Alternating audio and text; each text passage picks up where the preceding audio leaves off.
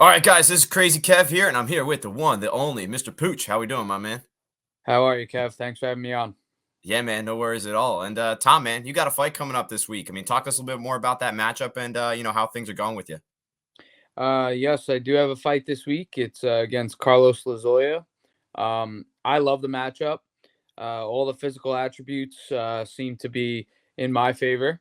I'm taller, got a longer reach. I'm heavier, um, and I I got a lifetime of wrestling just like him, and he doesn't really seem too threatening on the feet. So I see it going. We're gonna cancel each other out on the ground, and I'm gonna beat him up on the feet. Yeah, now that's something I've been hearing you say a lot. You think he has a lot of lackluster striking and whatnot. Now, when it comes to your matchup, do you think this is going to mainly be on the feet?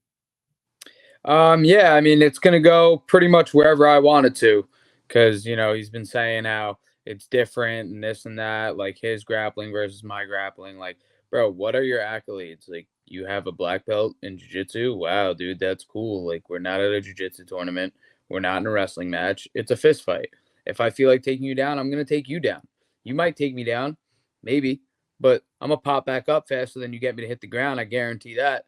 And then, you know, anybody who trains and fights, they know that, like, yeah, taking somebody down is one thing, but like it's so physically taxing, like when you're putting all this effort into a takedown and then the guy just hops right back up.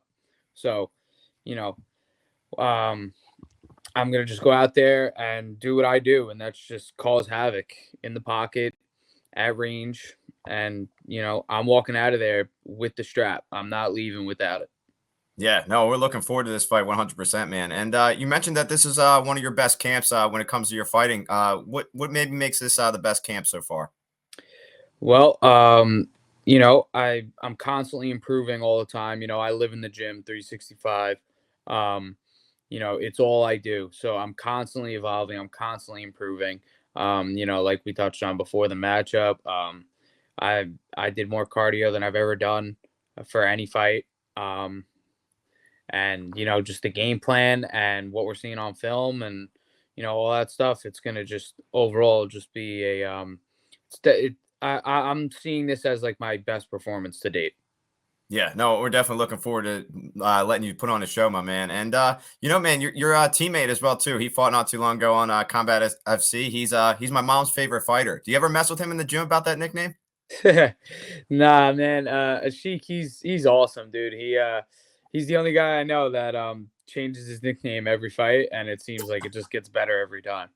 Yeah, no, it's definitely one of my favorites. It definitely goes viral a good bit every time he fights. And man, when it comes to Combat FC, I mean, you're on a big spot on the card, like you're on like one of the main cards for this fight. I mean, talk to us a bit more about like the pressure and whatnot for being on a high part of the card. I mean, there's no pressure on me, man. Like, like I said in another previous interview, like the pressure's on him. He's been knocking on the UFC's door for the past couple years. He's 28 or 29, and to be quite honest, he's boring. Like, he's a snoozer. He doesn't throw hands. He's just trying to hug you up against the fence. He's trying to take you down. Like, he finished for Dobbs or whatever, gave him a nice little nod on his head, but like that guy looks like he never stepped on a wrestling mat ever, like, and I mean ever. So that doesn't really impress me too much. Um, so, and him being, a couple years older than me, Dana says it all the time. They're not looking for 30-some-year-old contenders. Like, you kind of got to be in there at that point in time. So, him being 9-4, me being 5-2, um, the pressure's on him, really. He already has the belt at 25.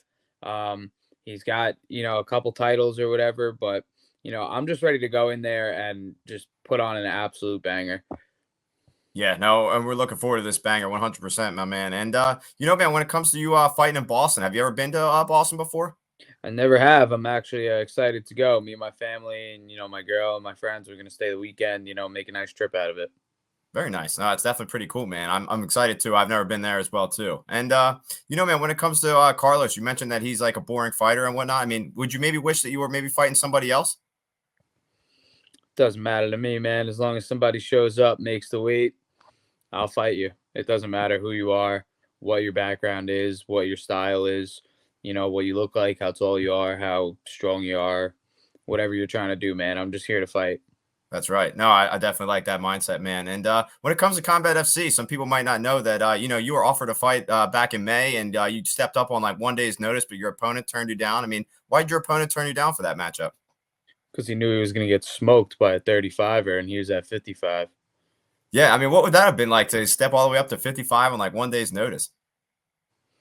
Like I said, it's just a fight, man. Like I've fought in at 170 pounds before back in the Okay. amateur Yeah. days, Like I had 4 fights at 170. I had uh 2 finishes and I was 3-1. So, you know, and that guy, um, that the guy that wanted me to fight, he matched up well. He was a smaller 55er, he was a little wide, but like he was short, so it's not like I was gonna have to deal with some crazy reach disadvantage or anything like that. And watching him on film, he didn't look that good either. He was I don't remember what his record was, but I don't believe it was a good one. Um, and it was funny. I was sitting down eating a bacon, egg, and cheese, and my manager called me. He's like, "Hey, I know this is like drop of a dime, but like, you want to fight tomorrow on a Sheik's card?" And I was like, "There's no chance I'm making 135 like today. Like it's not happening." And he's like, "No, no, no, it wouldn't be at that. It would be at it technically would have been a catch weight. They were gonna let me weigh in at 162. So I was just like, let me check the scale real quick. And I was like, yeah, I'm good. Let's go. That's And awesome. he apparently they said he's like a super like responsive guy. Like, like they hit him up, he answers right away. He was just AWOL, didn't answer for like a couple hours, and then he was like, "Oh no, I'm not gonna do it, this, that, and the third." And it was like, dude, you're bigger than me, you're longer than me, you fight 20 pounds heavier than me, um, and you were preparing for a fight the whole time. You're in shape. I just recently got out of a fight myself. Like it was a couple weeks went by, but like I said, I always stay in the gym, and you know, if you're trying to make it in this game, man, you can't be like, "Oh no, I don't want to fight. I'm not ready," or this and that. Like, dude, those days are over. Those days are over. You have to be ready at all times. At the drop of a dime, you need to be ready.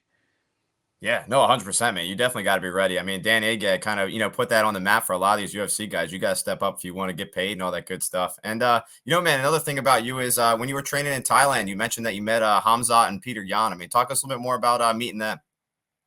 Well, Hamza, I just really took a picture with him. Like that was really it.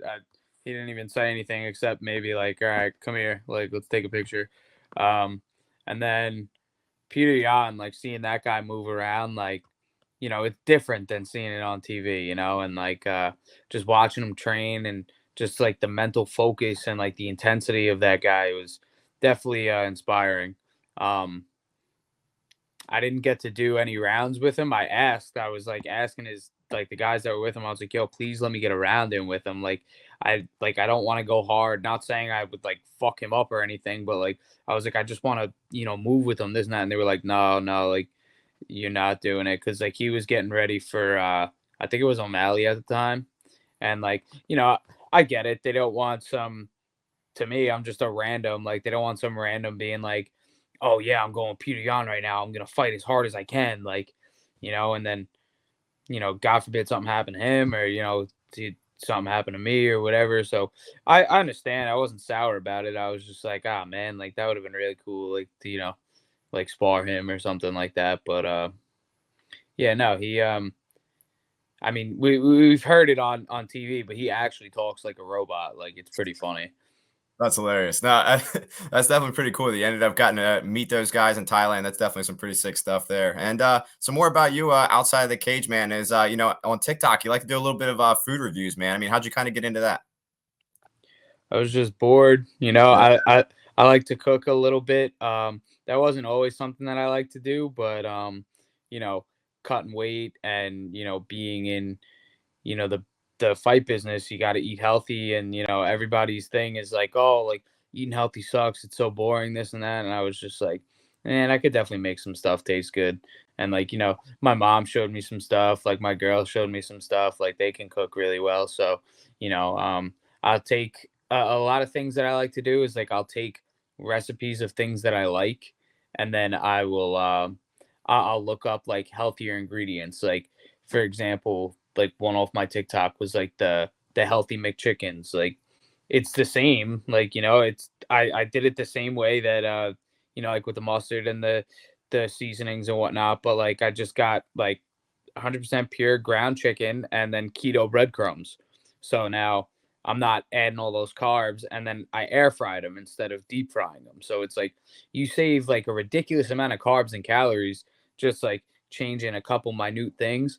And it definitely helps in the monotony of it all, cutting down, especially the amount of weight that I cut. Like, I'm not gonna make it off of 8 weeks of salads, you know what I mean? Like I gotta keep it interesting, gotta please the palate.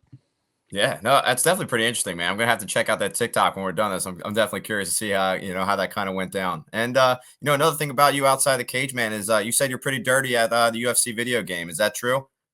Yeah, I'd like to say so. Okay, okay. What do you play on? PS5 Nice. and Xbox too, but mainly PS5 Okay, very nice. I also got a PS5, man. Maybe after the fight, maybe we can catch up, try to play some UFC one time. for sure. That's awesome. That's definitely some good stuff there, man. And when it comes to UFC, the video game, did you ever like create yourself or anything like that on the game? Uh, no, I don't really do like the career modes and the story modes and stuff like that. My Okay. brother, he's gonna be in my corner. He's huge into like the story modes and stuff of the game, like the create a character. Kid made like 50 different characters, and I don't know where he comes up with these names. Like they sound like legitimate names. Like he made himself, he made me, he made like, my other brothers and stuff. I'm the oldest of four. Okay. But yeah, this kid just pulls names out of a hat. It's like he's got a name generator or something, like just random ass names, like, and just gives them a whole backstory, the whole nine, and it's pretty cool. And then he'll run the careers like for different lengths and this and that. Like one guy he's got was like 50-1, and I'm like, all right, who is this guy? Fucking Floyd, like. That's hilarious. That's definitely some cool stuff there, man. With UFC, the video game, who's your favorite guys you like to fight with?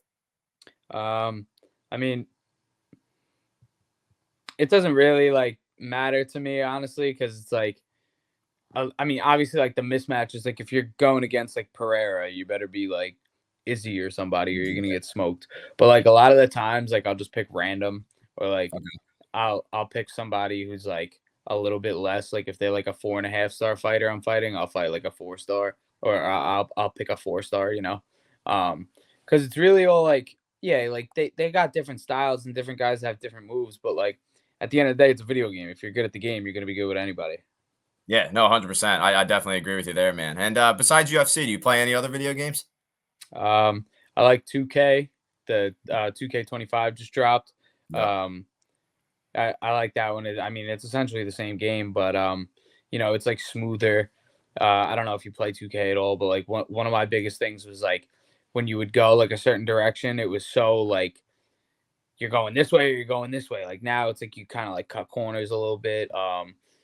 I I really like the college football game that they dropped. nice. Um, I used to like Madden, but like I just can't play Madden anymore. I just Yeah, can't no. stand it.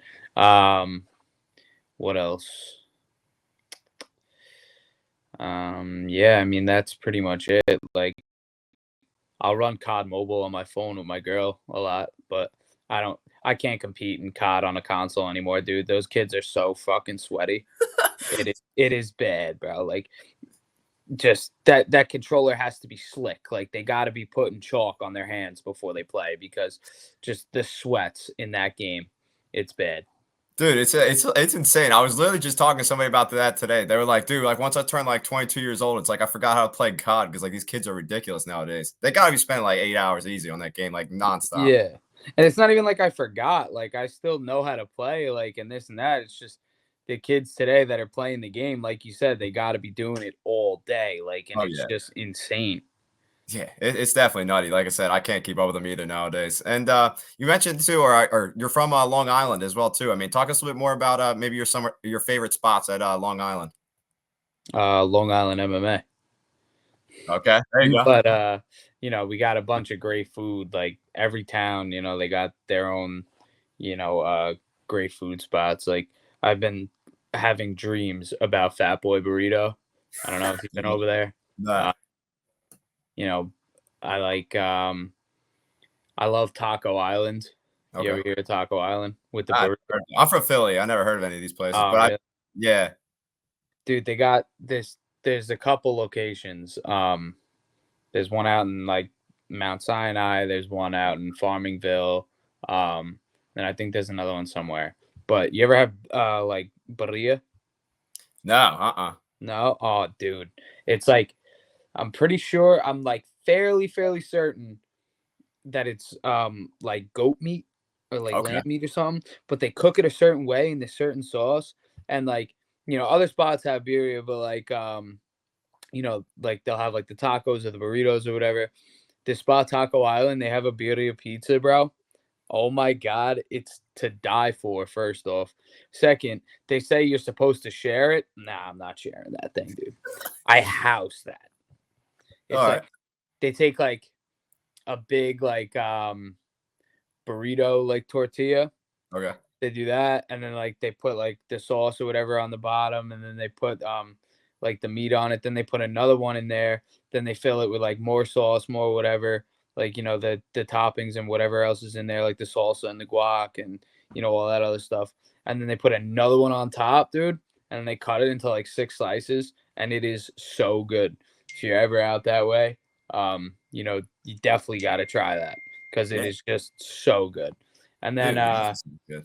I really like going out to the city for food because the city, like as good as Long Island food is, like the city just blows it away.